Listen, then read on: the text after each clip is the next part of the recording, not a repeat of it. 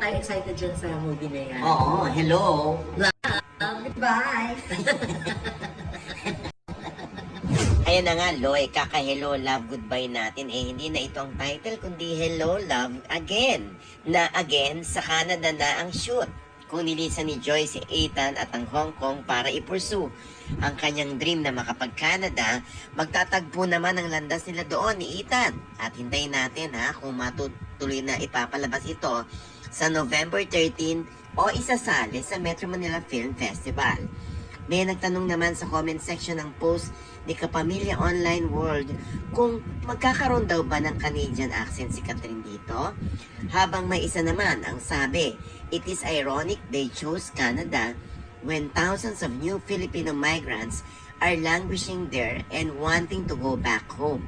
There is no job in Canada and cost of living is high and too cold.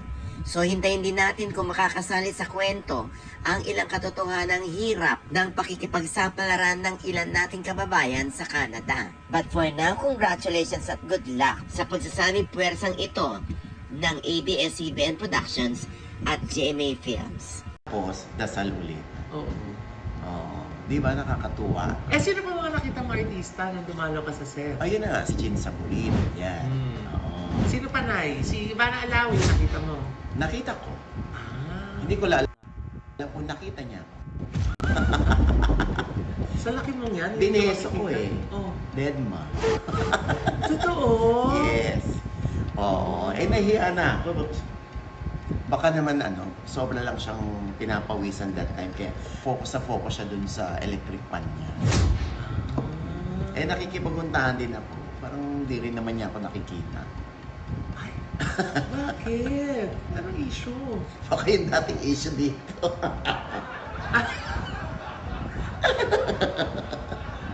Talaga ba? Oo. Hayaan mo na. Oo. Baka kasi sobrang init din naman yung time na yon. Baka wala lang siya sa mood. Malay mo pagbalik mo. Ay, hindi na ako babati, no? Ha? Inis na ka na nga, babati ka Ay, pa. kinabahan ako. Akala ko, hindi na ako babalik. Wala na tuloy chance. Babalik pa ako doon. Ay, nako, oy. Naalala ko, oo. Ito talaga, hindi binabago ng panahon ng kasikatan. Ay, oo. Sana tularan siya ng iba. Na? Gaga? Hindi. Iba na. Oo. Iba na to. Pinag-usapan Iba na. natin, no? Hindi, si Ann Curtis. Juan Hechos yan. Mula noong bata pa na nag-artista si Ann Curtis, hanggang ngayon, yan ang taong hindi binabago ng panahon, ng kasikatan, at kahit sa init ng panahon. Ganong kagiliw yang si Ann Curtis. Kaya ako tontuwa dyan kay Ann. Oo. O, tinan mo naman, no? Siya yung sa It's Okay to Not Be Okay. Yeah! O, yan, Yes. nag-announce sila, di ba? Kasama si Joshua Garcia at si Carlo Aquino. Yes, nakakatuwa na yun, no? Na talagang dati pa lang pala, pagkapanood pa lang yan, no? Sinabi niya na agad doon sa Viva, sa management niya, na kung gagawa siya ulit ng serye, sana yun ang gawin niya. Kaya lang nga, sabi sa kanya ni Veronique, nakuha na ng ABS-CBN.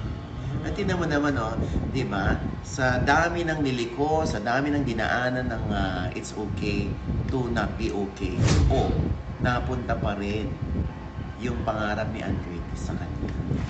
Na maging great star. Tama. Kahit pa sinasabi ng iba na, naku, mukha na siyang tita, wala kayong pakialam. Maganda pa rin si Ann.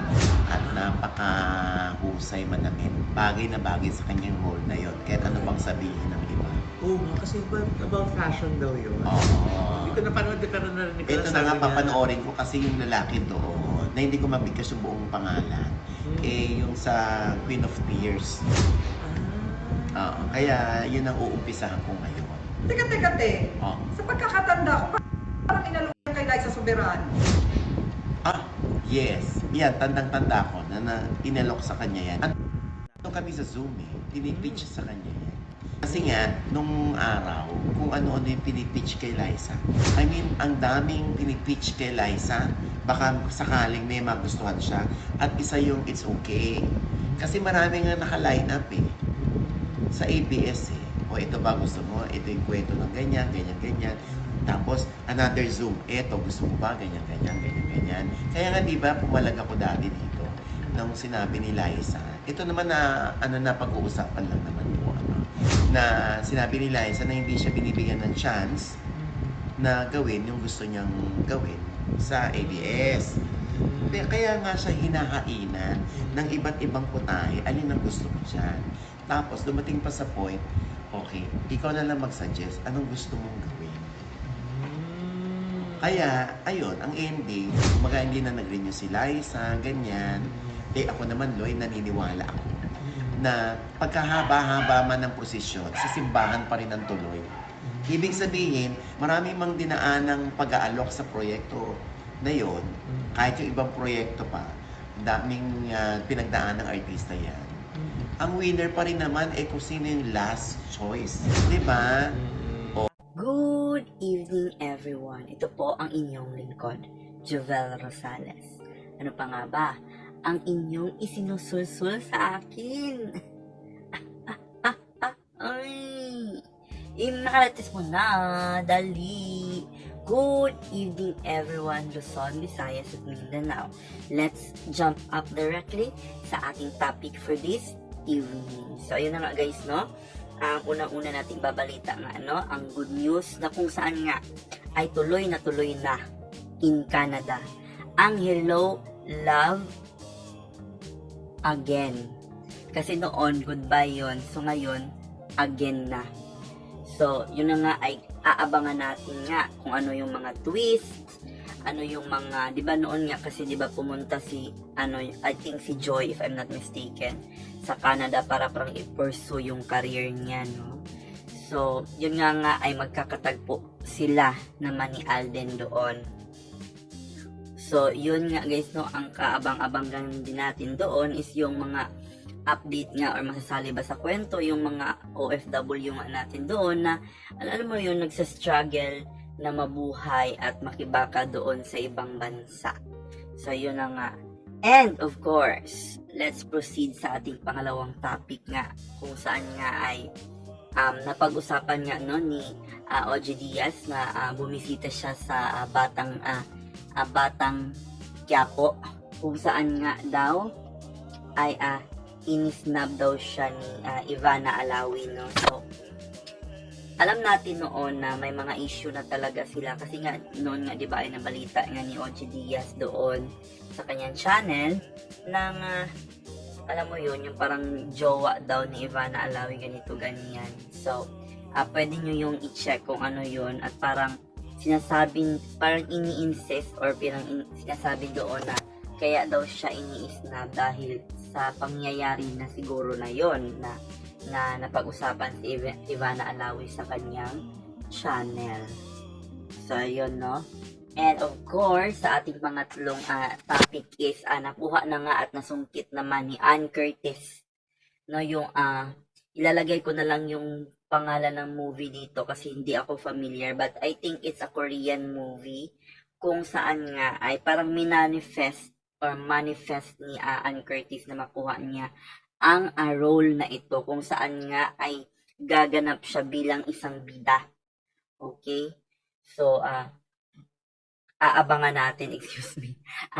natin kung ano yung mga ganap ni Ann Curtis sa parang teleserye na ito at kung ano rin ba yung mga masasabi natin sa mga basher na nagsasabi na tita na raw si Ann Curtis, ganyan-ganyan, hindi na daw bagay sa kanya yung mga role na ito. So, sino ba kayo para sabihin na hindi bagay si Ann Curtis? Ann Curtis is beautiful. Ann Curtis is beautiful inside and out. Of course, mabait talaga si Ann Curtis, no? Anyway, medyo napag-usapan konti naman nila OG Diaz. Itong si Liza Soberano kung saan nga ay nag-react siya doon sa sinabi ni ni Liza na hindi daw siya binibigyan ng parang right na pumili ng projects. Alam mo, in my own point of view, no, kasi siguro that time si Liza is she want already to be independent. Alam mo yun, may iba-iba kasing pacing tayo sa buhay, which is siguro, kaya nababash din si OG Diaz kasi nga, let's face the fact na hindi naman talaga buong buhay ni Liza is magiging manager ka. Of course, gusto din ni Liza na mag-grow sa ibang industry, ganito, ganyan, no? So, maging grateful na lang kayo, boss. Both silang dalawa nga, hindi lang si Liza or si OG Diaz. Kasi, may pinagsamahan naman kayo. So, yun ang mga topic natin, no? So, ano ba ang mapupulot natin na aral dito? Sa unang topic natin is hindi talaga natin masabi, no? Kasi baka si Alden talaga at si Catherine sa bandang huli, di ba? Let's see. Sa pangalawa, doon naman sa pag-isnab ni Ivana Alawi kay OG Diaz. Prerogative yun ni Ivana. Hindi ibig sabihin na inisnab ka ng tao, may galit na sa'yo ang tao. Ibig sabihin, ayaw lang niyang para makipag-communicate sa'yo. Maybe because of some issues. Pero, iba-iba kasi tayo ng privacy. Kaya tanggap-tanggap na lang tayo kung papansinin man tayo o hindi. Sa pangatlo naman is, of course, we are happy and very, very happy for Ann Curtis na nakuha niya yung manifest niya na role. Ito rin din ang tandaan natin, guys, na kung may mga pangarap tayo sa buhay, may mga ano pa tayo sa buhay na gusto natin marating, i-manifest natin at kagaya ni Ann Curtis, makukuha natin yan sa tamang panahon in Jesus' name. So, yan lang ang topic natin for this evening. Again, ito po ang inyong God, Joel Rosales. Ano pa nga ba? Ang inyong isinusulsul sa akin. Ay, imarates mo na, dali. This is I Care, I Share, I Relate.